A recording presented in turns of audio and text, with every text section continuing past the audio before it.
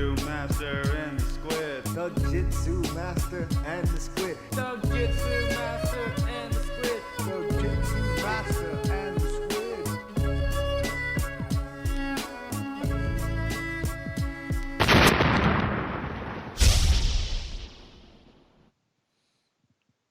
What it do? I like What it that do? I like that song. I like that song. It's one of the best songs out there. Something I enjoy.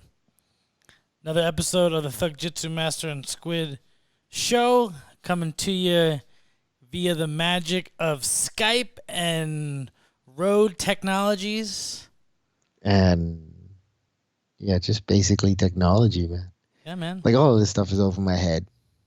All of this stuff is over my head. You know Literally. that. Just tell me what to plug in where, and I'm like, okay. Right over it. Right on. Put it right on top. Well, we're traveling. We're traveling people. Yeah, we're like a circus without the elephant shit. You're traveling PFL, leaving the country for things fighter related, Pluto TV, Viacom stuff, crazy stuff. But life is good though. There's always life is things good, going and then on. that's why we have this so we can keep the content cranking. So, catch us up. What have you been up to the last? Me? Sure. The last show. For me, I've been watching fights like I always do. I've gone to a couple smaller fights. Hung out with Sean Merriman, talked a fight with him. He wants to come on the show. He's got his own little promotion out here in Los Angeles. LXF, he lights out. Just a little bit of Pluto TV work as we are integrating with Viacom and their mothership as they are providing us content for free. Getting assimilated. Getting assimilated as they purchased us earlier this year.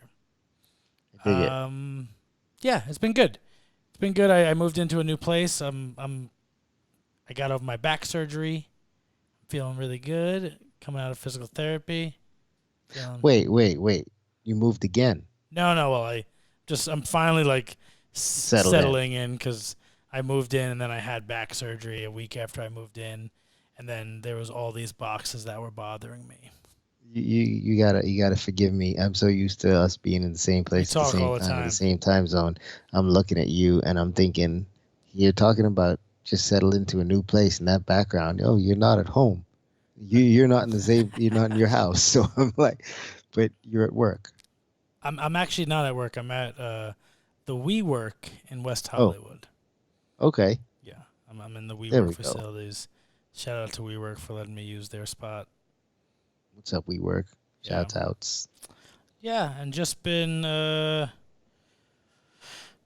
catching up on the world of fights. There's been a lot of exciting things, or somewhat exciting stuff. I personally like a little more excitement, but What more excitement do you want? I don't know. I don't want a 15-second main event that ends in a DQ. I don't want. I don't. Whose fault is that? Or a no contest. I don't want to. So I want more. That's all. I dig it, and so do a lot of people. And sometimes people get stupid when they want more, though. You know, when they feel cheated when they weren't cheated. I mean, you're watching a professional sport. How many times have you watched the fight game and you've gotten to see the entire card from beginning to end? Accidents happen. This is a place of chaos. I know, you know? Reminiscent of the famous eye poke that created a light heavyweight champion in Vitor Belfort. Yeah. Except no titles. No titles. No titles. I did see a little video surface today of them scuffling and in the hotel lobby right after the fight. Or I did not see that. Yeah, and some send me that. homophobic slurs were said, and Yair said some stuff that kind of makes me scratch my head a little bit. Things to the nature of like you're the one that's gonna have to live with that forever. Basically saying your eye's fucked up, not my eye. Huh. I was like, Now, it wouldn't be fucked up if you shut your fingers. yeah, but do you think the context of that may be mistaken in that you're the one that's going to have to live with that forever? In that he's been saying that Jeremy just quit, that he was he wanted a way out or some bullshit like that. I don't know. I watched it about an hour ago, and I was like, Jeremy shoved him. Jeremy shoved him. Let's see, where is it? I'm gonna say this because this I think I honestly would think the context would be more of Yair saying trying to imply somehow that Jeremy quit. I can see that.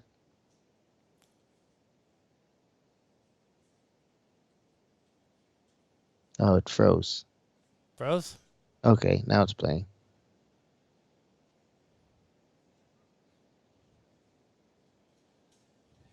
Oh. Hey. Eric Del Fiero making the piece. Yeah, jumping in there, doing the due diligence to. You're not getting paid, so don't throw punches. And then a couple words were exchanged, and then Jeremy basically says he wants to run it back.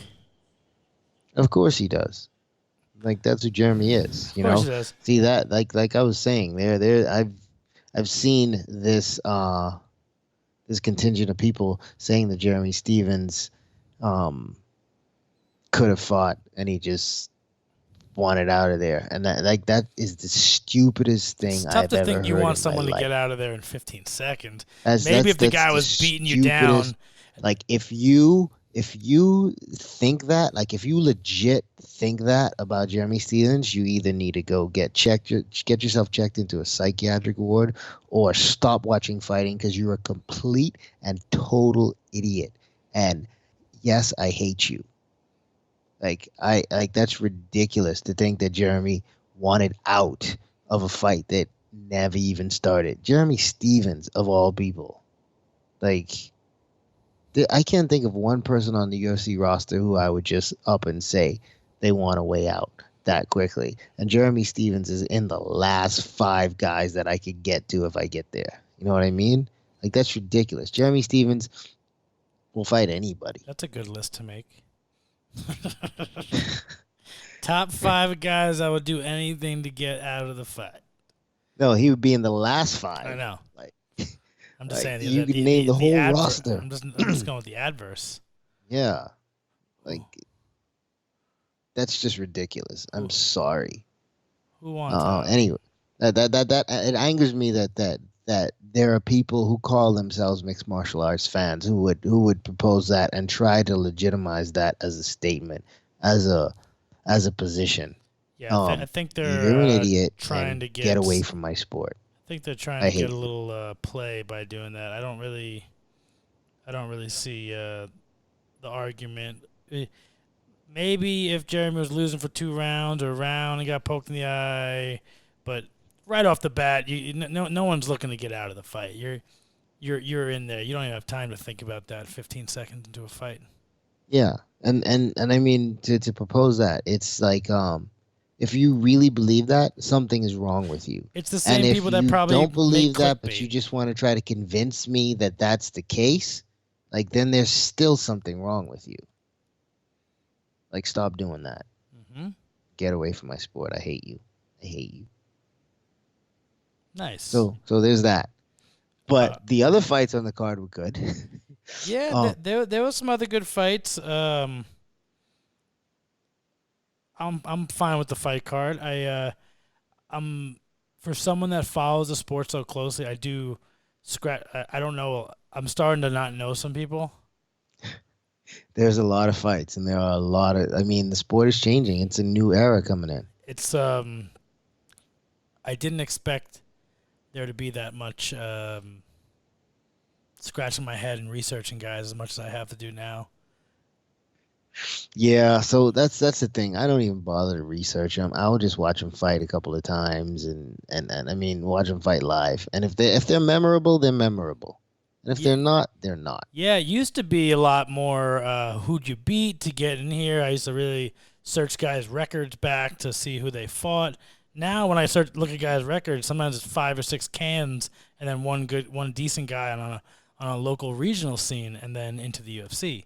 So it becomes there. I think there was a time where you could really research your opponent. I think it's a little harder now because there's definitely probably more footage on the guy because we're in 2019 and cell phones and Instagram and social media and everyone films, but it's kind of harder versus the to 90s it's where it hard was to like, gauge. where It. does he train? It's harder to gauge how good was that guy he beat. There's just a lot of guys, so it's an interesting era because I know when you were fighting, you can barely research guys. I remember when I was fighting, I would somehow, I was, I would be searching guys and find like, oh, he wrestled in college, and I'd find like an article, and I'd read the article. Like, You'd look at the pictures. yeah, I'd look at the pictures, like try to see if there's a common wrestling opponent, or like see what scores he put up in wrestling matches. I don't know what the hell I'm doing. Just trying to get any sort of edge. Just trying to get any information. Now, I can go on Instagram. I know if he's single, if he what he ate this morning, everything about what his family is, what he does. I know We've come a long way from the days where I used to look at the drawings on the cave to see what these guys fought like. that's your That's era. what you make it sound like. You make me sound old. Well, you're not young, so Well, my granddaughter just had her first birthday, so okay. See, go with that. yeah, you're a grandfather. It's fine. It's not a bad thing. You're a pioneer in the sport of mixed martial arts. So it's got to start somewhere. It's been fun, but yeah, the sport has changed, and I kind of treat it like football now. As far as being a fan, I will follow the guys who are fun to watch. Sometimes you see these guys come up through like RFA, LFA, and some of the other shows that are in the UFC. Especially some of the foreign kids. It's hard to find because it's hard to get some of the foreign smaller events, like the Russian ones or even some in Japan. Like I guess it's probably not hard to get Shudo anymore. No. Shudo's on Fight Pass, isn't it? It is. I think so. So it's not as hard as it used to be, but yeah, there's so many fights, there's so many organizations, there's so much access to all of it. It's hard to find a guy and follow him around unless you're watching the particular promotion that he's in. Mm-hmm. So when they come to the UFC, it's all, for me, it's all about, what do you look like against this opponent, and do I want to see you again? Because if I want to see you again, then I will go back and try to find some of your other stuff, and then I'll get a better read on you. But if I haven't heard of you before, and I'm watching a card just for my own entertainment, I'm not going to do a bunch of research beforehand. Yeah, I think I would like if they had some sort of system where when you come into the UFC, maybe you fight a guy on his way, like it's like a swap type of fight. You fight someone. Yeah, at least there's something to gauge it on. It's tough when you just put two brand new guys in against each other. It's great. It's great for the fans. It's great for the fans, but it's tough for any sort of rank engagement or anything. It's hard. It's hard to get any engagement on where this guy stands if I can't compare him against another fighter that has fought other guys that I can gauge it on.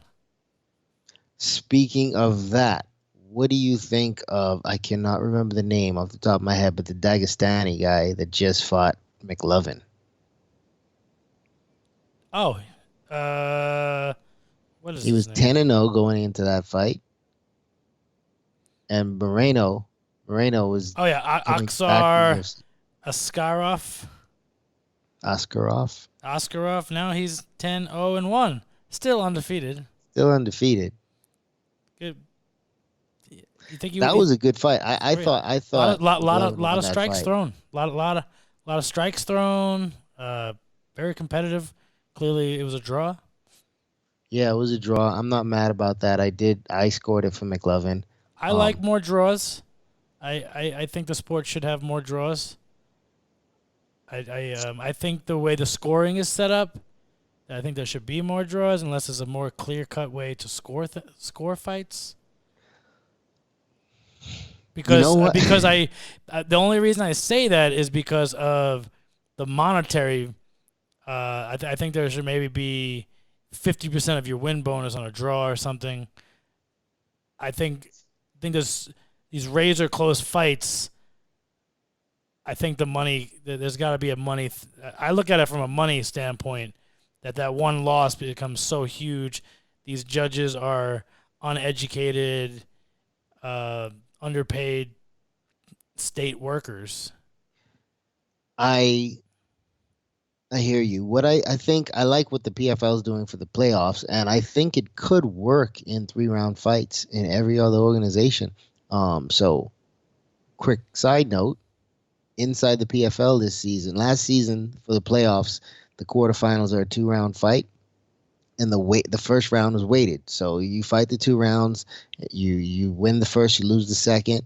The fight ends in a draw. The person that won the first round continues on. He gets the criteria for the win. So now the situation is you win the first round, lose the second, the fight becomes a draw. The 3 judges judge the fight as a whole, and they pick individually. They each choose a man or woman who they decide won the fight, and that could really work in all fights. If because like you're writing your scores down on paper, but then after you've seen the whole fight, you have a better idea of how you feel the fight itself went, even though you're scoring each round individually. Sure. But as a whole, you see it as a different thing. So that's a proposal. I think that's a possibility to not have draws. Yeah, I like no draws. We've talked about this. I love no draws. We've talked this. Ooh, it's the best. Ooh, ooh, love no draws. Love no draws. I love to catch you off guard. Yeah, it kind of threw me off now there.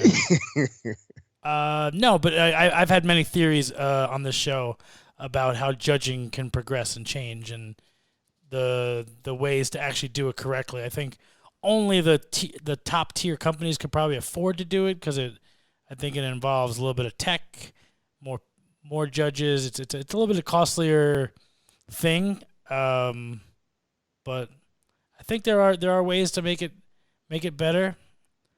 I've had ideas of having a panel of guys, like, I don't know, you have 3 or you probably do 5 I like more judges because 2 out of 3 I'm not a huge fan of. I like 5 or 7 judges. I like it's a lot, but it makes it a little more definitive. Glory Kickboxing does 5 judges, and I like that.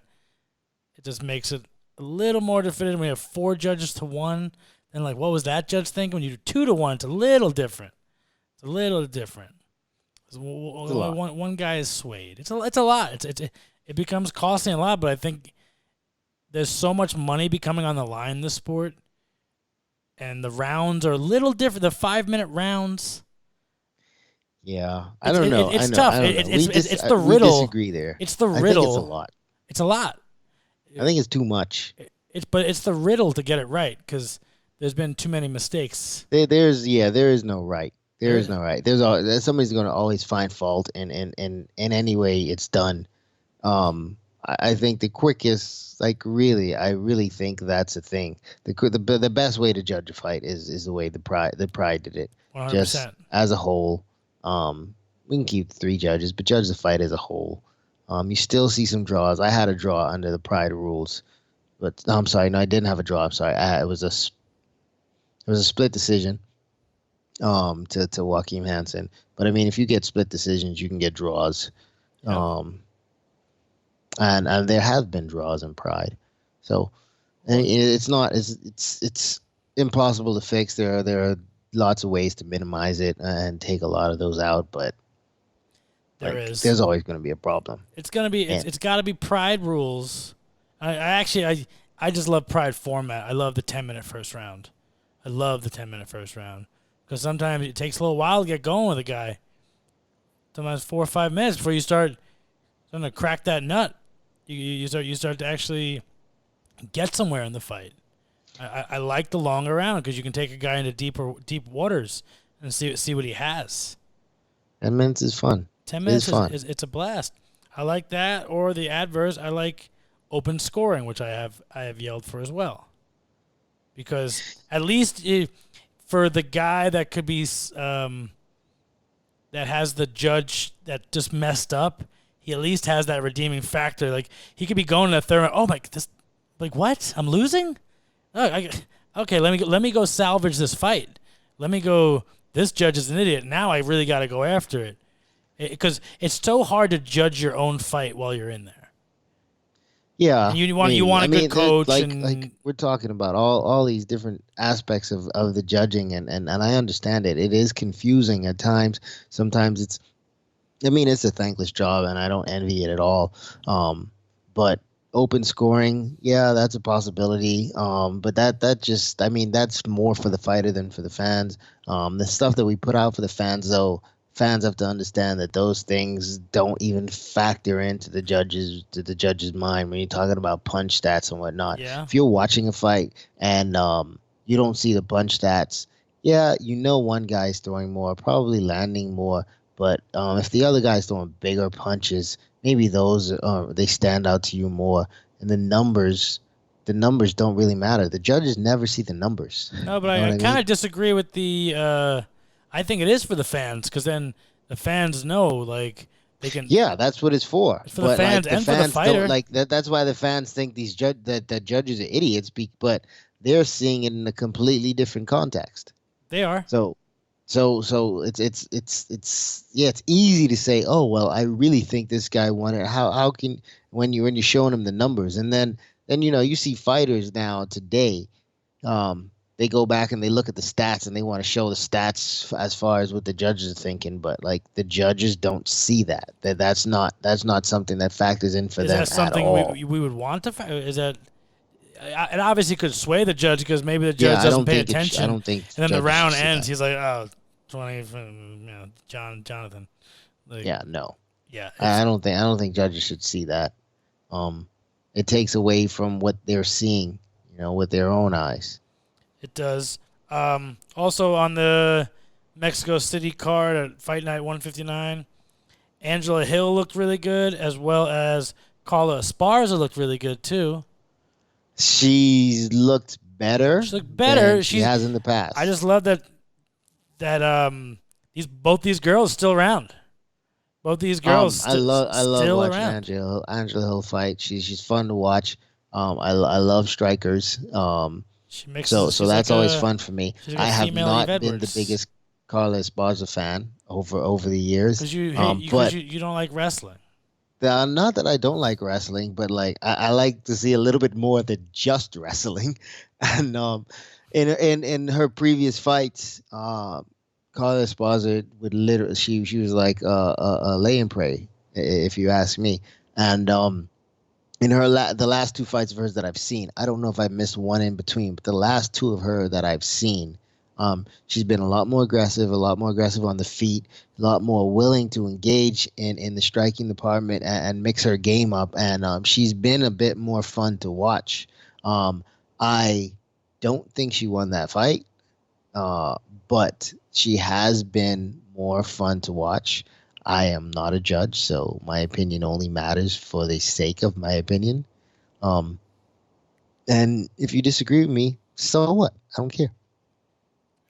Angela Hill with I would say a much-needed win. She was coming off of a loss at UFC 238, and then she got her win over Ariane Cornelosi. She had lost 3 of her previous 4. So a much-needed win in the ever-growing female division of the UFC. The strawweight division's got a lot of girls these days. It's becoming a lot more competitive, and the chopping block comes down if you lose a few fights. I don't know if we would have saw her. I think maybe we would have seen her maybe an Invicta for a fight or two, or maybe Bellator could have scooped her up? I mean, the way the sport is now, she was probably going to go to where the money is. Yep. And Bellator has the money, you know.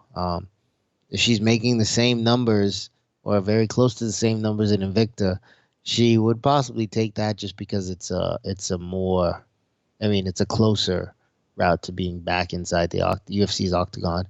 But can't count Bellator out, man. I mean, they made a big deal with Cyborg, and they It's have the huge. money to throw around. That's huge. Bellator's got cash. Assumably, we're going to see Cyborg with a Bellator belt around her waist at some point in the near future. They haven't really announced any plans of what they're going to be doing with her. I have not spoke to Scott Coker. I will probably speak to him this weekend. Y'all boys now. We have had a couple long conversations on the phone recently. We are both under. Scott's still mad at me, beating Josh. Every time I see him, he says that to me. But we got that one.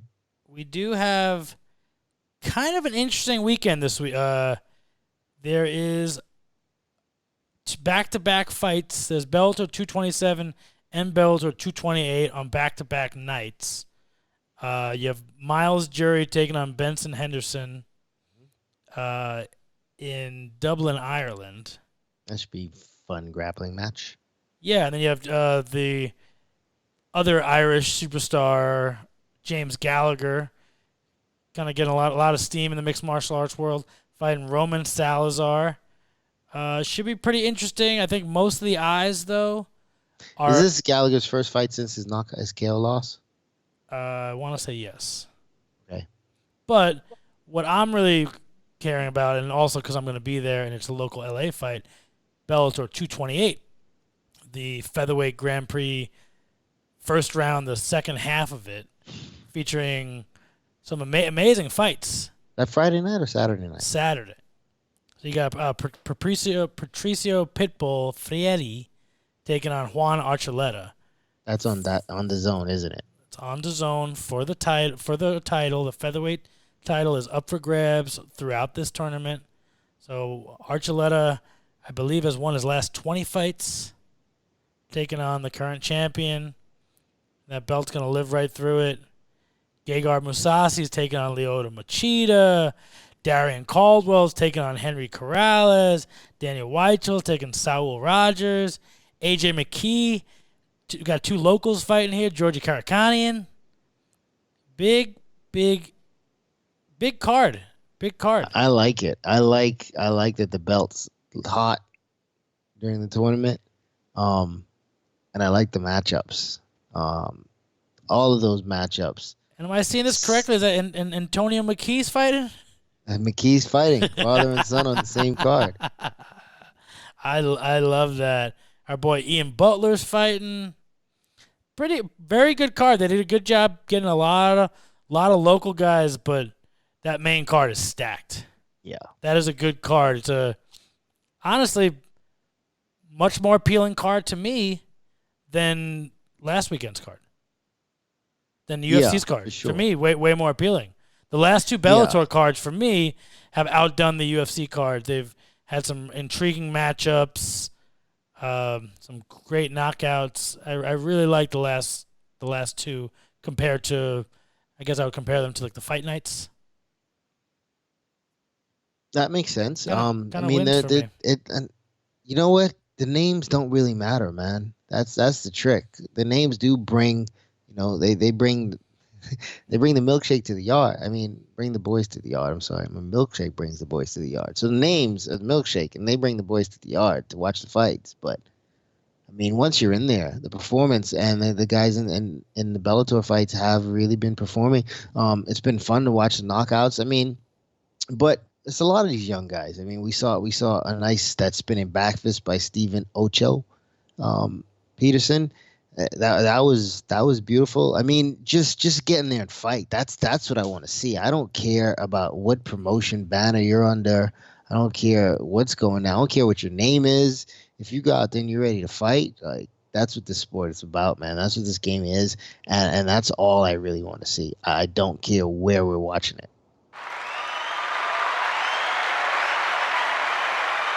That's what I'm talking about.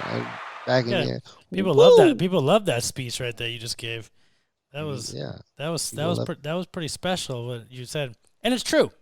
Yeah, but I do think I wouldn't say Bellator's getting an edge, but maybe a little edge. They think the edge they have is that when UFC fighters get disgruntled or they are on their way out of a contract, Bellator's always waiting right there with likely more money because Bellator needs those fighters a little more than the UFC because UFC has already created their brand.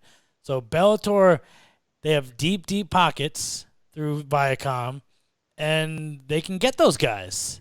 They can get those guys. They're in this really nice position of if UFC pisses you off, we're right here. Try something out. You can maybe become They're champion like the over friend zone until you get dumped.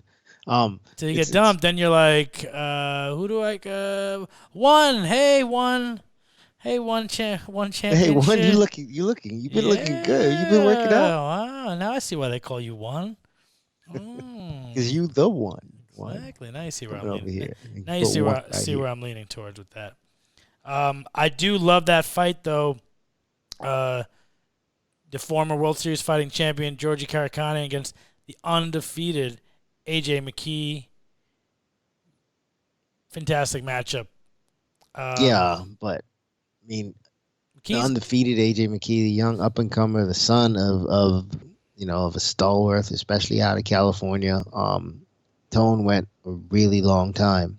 Antonio McKee went a really long time without a loss, but his style was not necessarily the most fun. But AJ, on the other hand, brings that name, brings that what is that second generation MMA fighter to the cage, and he can be dynamic. I wouldn't say he's very flashy. I mean, he does put on a little bit of a flash after he gets himself the victory, but even during the fight, he's pretty dynamic. He's not. I mean, he's confident in there.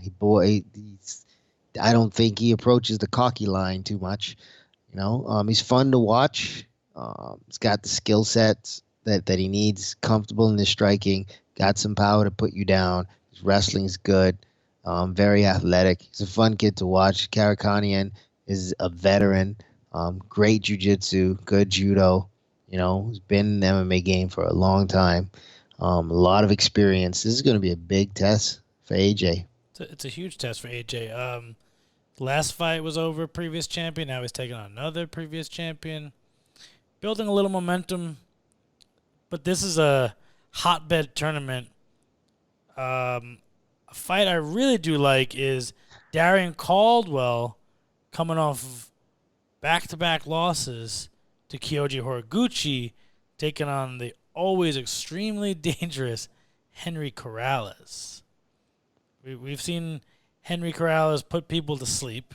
Yep. He's probably one of the angriest fighters I've seen. He brings a lot of I wouldn't say intensity, darkness, but it's he's fighting you. It's not. It doesn't look like the sport of mixed martial arts. It looks like you're going to a cage fight. He's going into a cage fight. He has wins over Georgie Karakhanyan.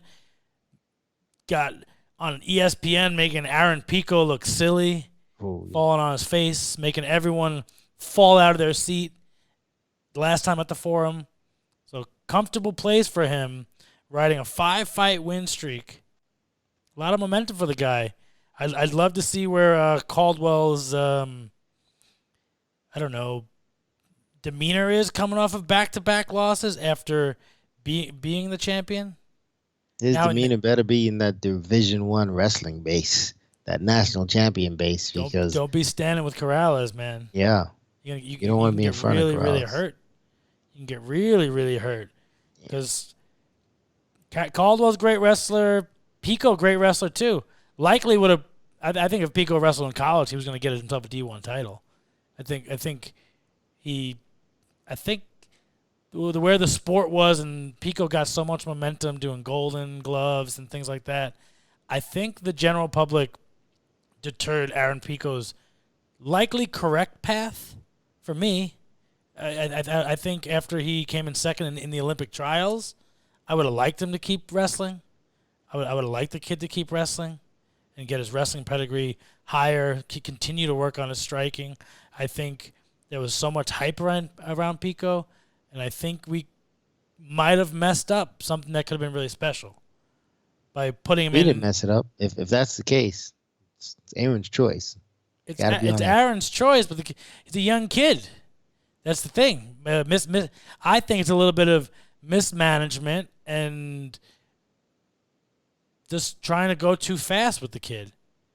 But that being said, Henry Krause was able to knock out Pico. Pico didn't press the wrestling. He has the wrestling. He still hasn't been able to tie the wrestling to his striking. He's either a striker or a wrestler. He's never both. He's never this mixed martial arts guy. You know what happens? A lot of wrestlers a lot of guys with that wrestling pedigree, that wrestling skill set, they fall in love with throwing punches, man. They do. They fall in love with their punches, and they also fall in love with that they can dictate where the fight goes. So they know sometimes they like standing, and they know they can defend the takedown and stand. That's why when you see two wrestlers fight each other, usually you get yourself like a C-level boxing fight happening. You get yourself like a C-plus kickboxing fight happening. Well, sometimes. What was that? Rashad and Sean Salmon. Rashad Evans, Sean Salmon. Kicked him right in the mouth. Right in the mouth. Kicked him right Big shin across the lips. Right in the face. Hey. I've never got kicked in the mouth. That would suck. Yeah, he got kicked right in the mouth. Yeah, that's a good one for Rashad. And speaking of Rashad, as we can leave the, I guess we can come back as we leave the UFC. As we leave the UFC and talk about Bellator, we may see Rashad in Bellator. I actually think you may see him in one championship. I picture him in one championship for some reason, but it's a pretty wide. It's a wide open division. He could even go up to heavyweight. Brandon Vera has been the champion for like 19 years in one championship. He's only fought like 3 times, so they barely moved that belt around. How do you think Rashad Evans does with Brandon Vera? I think Rashad Evans wins. Really? I do. I liked Rashad as a heavyweight. I haven't seen Brandon Vera fight in a couple of years. So he looks fine in one championship. He's not taking on UFC heavyweights. Right. He's taking on one championship heavyweights. This is not as good. The 2 premier heavyweight divisions are clearly in Bellator and UFC. I don't see many guys being able to hang with those 2 divisions. It's the cream of the crop right there. It's not that deep. I like the heavyweight Rashad. When he fought in the Ultimate Fighter, he looked good and big and healthy and strong and fast. He's also very, very young. Very young and wild. Now he's more polished. Took 2 losses at 185, came back up. Now he's here. Released or looks like from what I read. Fought his contract out, and it became like a mutual parting of ways. And they didn't exercise their option for right of first refusal. So, we could see Rashad Evans anywhere. You know, there's going to be a lot of promotions that would love to get a former world champion, and such a recognizable name, a guy who's a quality fighter, always has been. I'd want to watch Rashad fight again. Yeah. If he went to Bellator, you got to worry about Ryan Bader. I don't know. You fight Phil Davis again. I like the Phil Davis fight just for styles, not for the fans, because it's gonna be boring. Because the first one. It's not gonna. not gonna be. I've seen some Rashad fights where I'm like, come on, throw more punches, throw more punches, please. I dig it. It happens. Got some good fights coming up too. Yeah. The Well, then the only one I really want to touch on was the Bellator 228 main event, Gegard Mousasi, Lyoto Machida. I think this is a fight that could have happened years ago. I'm glad it finally happened. Are you disappointed that it happens now? A little bit, and I'm also a little disappointed that there's no championship exchanging of hands. I wouldn't say it's a waste of their use of talent, but I just think that the fight gods didn't all align properly, and sometimes fights don't happen when they were supposed to happen. Like the possible Fedor Quentin Rampage Jackson, that fight that's being talked about for New Year's Eve on a crossover Rise and Bellator card. Once again, 13 years late, but I like it for my nostalgia when you see them in there, but they don't move. They don't move the same way that they did. They don't slam people like they used to. It doesn't give me the excitement of, oh my god, because there was that time where you had Mousasi and Machida. I was like, I always liked that style fight when they were young. I always thought that could be a really, really good fight. Happy they're doing it now. Who would you pick in their primes? Such a good fight. Really? In their primes, I'd probably go Machida. Really? I feel like Mousasi would. I think Mousasi. He'd be able to deal with that. I think he's going to win this. I think he's going to win this weekend. But for me, I think Machida had a small prime for me. I think there was only like 3-4 fights where I was like, that guy. There was a bit of a fade. There was a bit of when he beat Rashad. That period of time, I thought he was almost untouchable. I did see a semi-fast decline. It's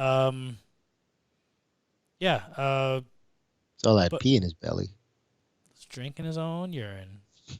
Him and his dad cheersing over pee.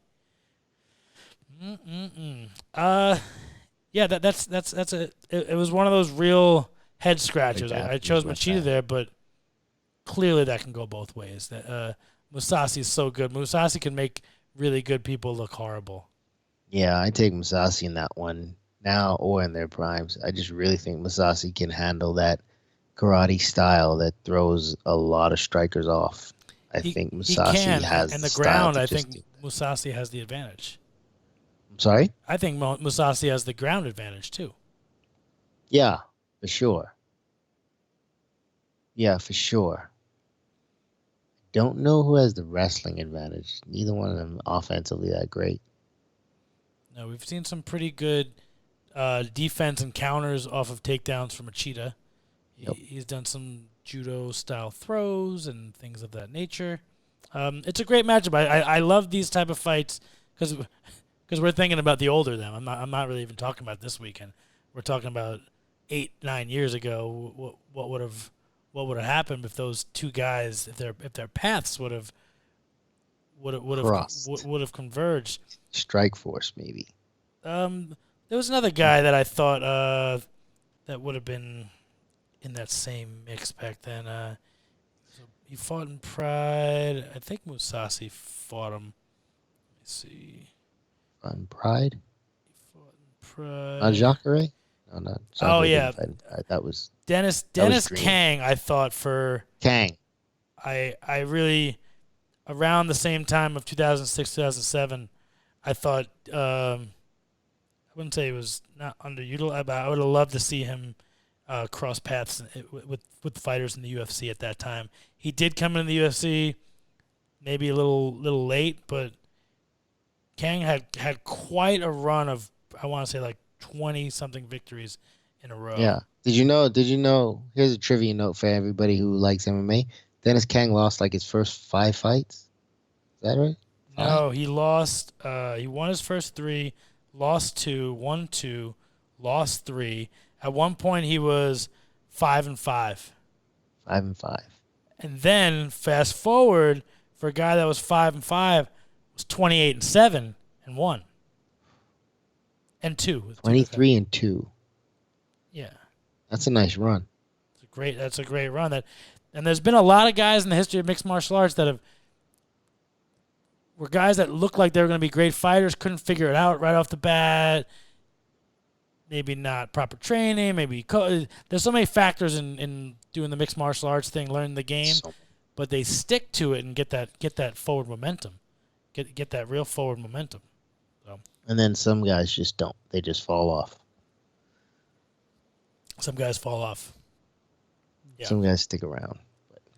C'est la vie. C'est la vie. I'm saying it. And then I think there's a UFC this weekend. There's a UFC this weekend, I believe, too, right? Yes, there is. There's UFC out of, where are we? They're in another country this weekend? They're at the Royal Arena. Hermanson. Is it Hermanson and they're in Denmark. Yeah. They're in Denmark. Hermanson against Cannonier. Cannoneer. This is another time where I feel like I don't know anything about mixed martial arts and who fighters are. Because as I look down this list, I definitely see guys with last names that look like they could be local. In maybe who, Denmark, like Cannoneer? maybe Mikhail Oleksikujic. And man, this is crazy. We have Mark Diakese versus Lando Venata opening up the card, which that fight sounds like it'll be fun. I know neither one of them is sniffing the belt right now, but and then there are a lot of names that I don't know. Alex Oliveira versus Nicholas Dalby. That should be a good one. I seem to know most of these fights like one or none. I don't know. I only Gunnar Nelson and Gilbert Burns is one where I know both, and I actually really like that fight. And it's a great matchup, a 17-4 Gunnar Nelson against 16-3 Gilbert Burns. I just think he's going to be too big. Too strong. Likely. Yeah. And that's the co-main. No, the co-main is Mark Madsen against Danilo Balwardo. Are you sure about that? Unless that got dropped. Looking at the lineup on the UFC's site. Oh, I'm on ESPN. Maybe Balwardo is dropped. You could be right, I could be wrong, or vice versa. Who knows? We'll find out on Saturday night on ESPN Plus. Tune in. And then I know we're still a few weeks out for PFL playoffs. I think I'd like to do a full preview show maybe each week for each card. I think we could really take a look at the brackets and maybe I can make some picks. Since you work there, you probably can't. I'll make some picks, and there's there's people about to get paid this year, and we're about to go into the playoffs to what has been a pretty hot season. It's been you're very probably biting hot. at the bit. You've had this little break right now where you have no fights to call. No fights to call. It's been fun though. Waiting, getting excited for the playoffs. You know, that 2 fights in one night. That's always fun to watch. It's even more fun to participate in. But can't wait till October 11th. You know, we have the welterweights and the women's lightweights going, and shoot, we get to see rounds 4 and possibly 5 out of Chris Curtis and Magomed Karamov. That's a fight I want to see. Curtis really wants that one back. Sadabusi and Ray Cooper. We got a big power puncher and a slick finesse striker on the outside with some length. Those fights should be good. Andre Fialho and Glyco França. You know, França he's the number 1 seed. He likes to come forward, put pressure on you. But we haven't seen the best out of Fialho. You know, he took that fight, his first fight on 10 days' notice. I'm looking forward to watching that matchup because his takedown defense is pretty strong, and we know Frank is going to want to get that fight to the ground. and then John Howard and David Michaud. After John Howard took out Ray Cooper, his confidence has got to be up. You know, he knows he has power. He knows he hits hard. And a guy like that, when they get confident, they get dangerous. So if his confidence is up, he may run through David Michaud, who's a solid wrestler, who's probably going to try to get that fight to the ground. Yep. And if John Howard gets to David Michaud, you know, he gets the winner of França and Fialho, and I like either one of those two guys against John Howard. Yep. Well, I'm not going to get too much into breaking down as we say for our preview show, but I did want to get into. You took a trip to Sweden, right? Yeah. Went out to Sweden. It was weird to be in a place where the words look so much like English, but they sound so very different on the streets. Did you learn anything? I learned that Utfart means exit. I remember because it makes sense. I use word association. Utfart, exit, art, and that's exit. So it kind of made sense. There you go. Also, I learned that don't buy bottled water in Sweden unless you like sparkling water, because it seems that all the bottled water in Sweden is sparkling. I love it. I love sparkling water. I can't stand sparkling water. As I drink sparkling water. Saw a guy get arrested in Sweden. That was fun. Love that. That's always fun. No, it was a lot of fun. It's cold. It gets cold very quickly. I mean, we're talking September. You need a real jacket. I don't know. You gotta ask me stuff. I don't pay attention to things. I just enjoy life. I'm a simple guy. So training look good though for C. Looks good. Sadabu, he's got a good squad of guys that he trains with. He's constantly improving. I did not realize how many Muay Thai fights he has. He has like 70 fights, So he's got a lot of experience. Yeah, he's got a lot of experience in Muay Thai. And I had a real good time training with him. Had a lot of fun working some takedown defense and escapes with him. Working some striking with him. Working some offensive wrestling. It's got good balance, good base. And, add some technique to that, and it's going to be even more of a problem for a lot more guys. He's long, Very. long guy. Very long, and he's strong. He's much strong. You run into that a lot with the long, lean, lanky guys. You don't expect them to be as strong as they are, but he's got a lot of strength to him too. It's going to be fun. Long, strong, lanky man from Sweden in the playoffs.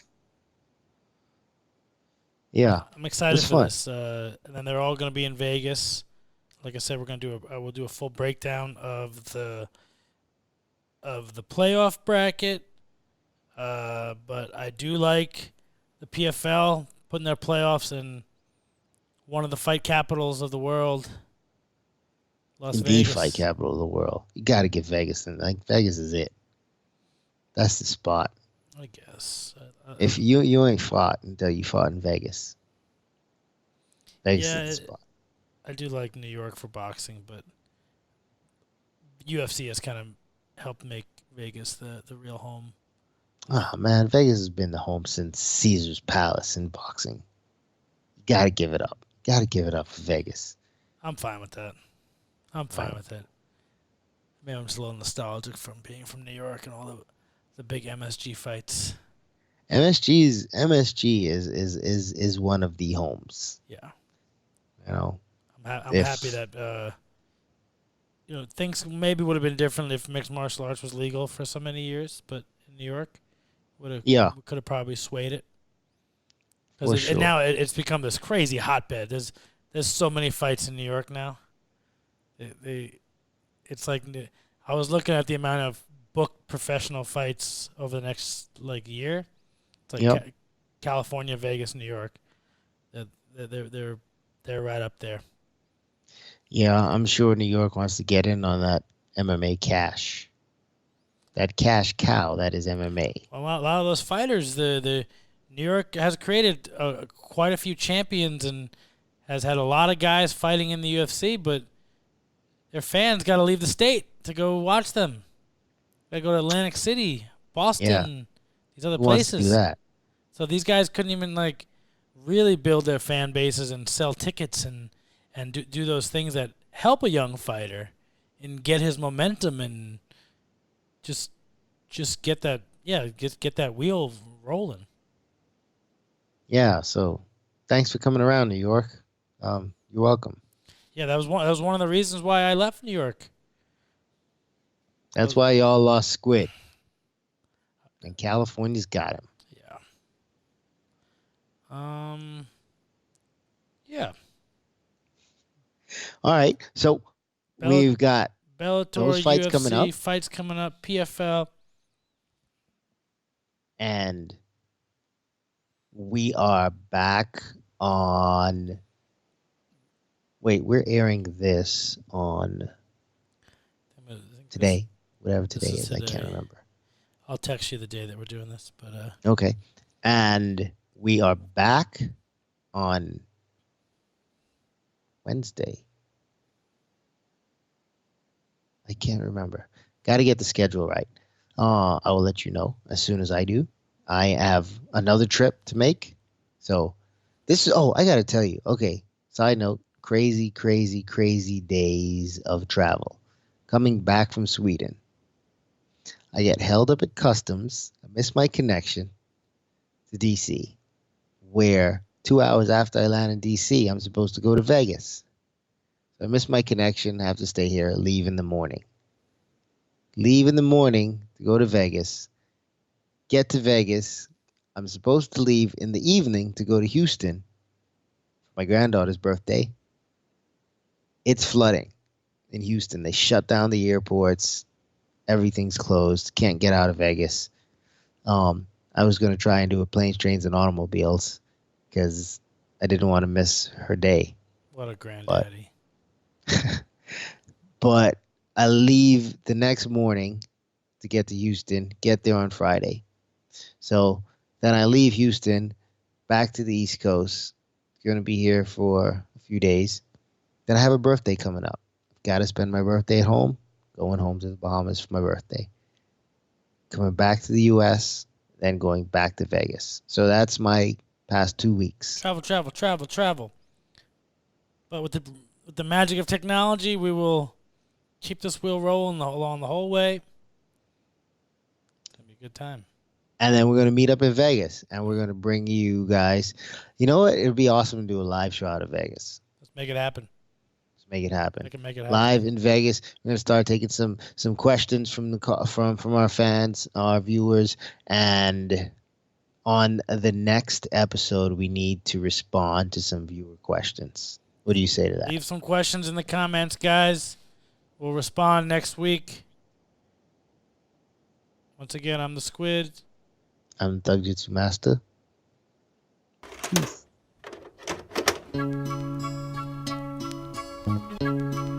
Show, guys. The Thank you for Jitsu watching. Master and the Squid. The Jitsu Master and the Squid. Tune in next week.